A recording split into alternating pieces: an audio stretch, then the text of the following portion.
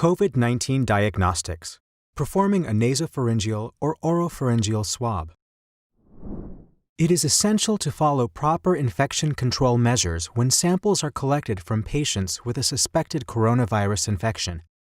Among other things, the examiner should wear an N95 respirator mask, gown, protective goggles, and gloves.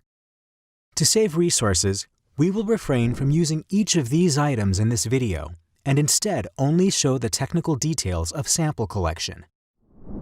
Let's begin with the nasopharyngeal swab.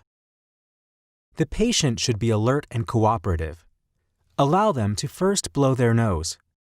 The patient should sit in a relaxed and comfortable position during the sample collection process.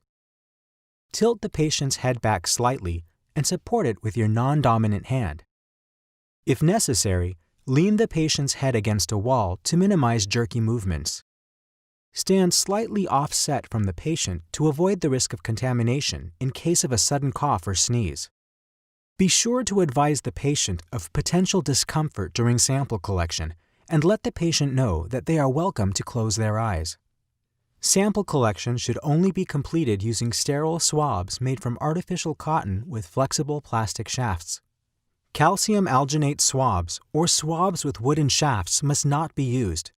These materials can inactivate viral particles or inhibit PCR tests. Furthermore, wooden shafts are more likely to cause patient injury. Hold the swab like a pen between the thumb, index, and middle fingers.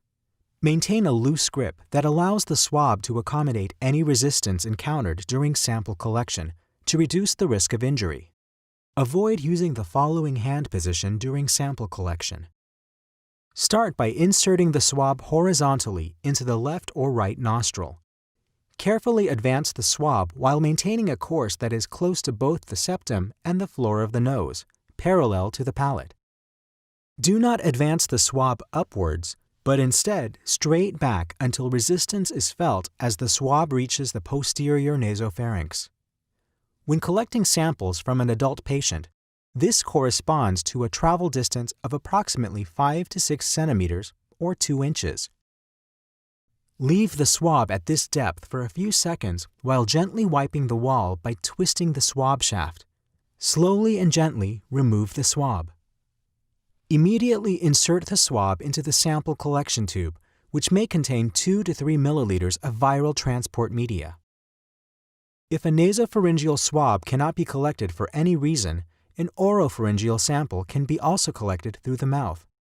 Again, inform the patient that the smear will feel uncomfortable for a short time and may trigger a gag reflex.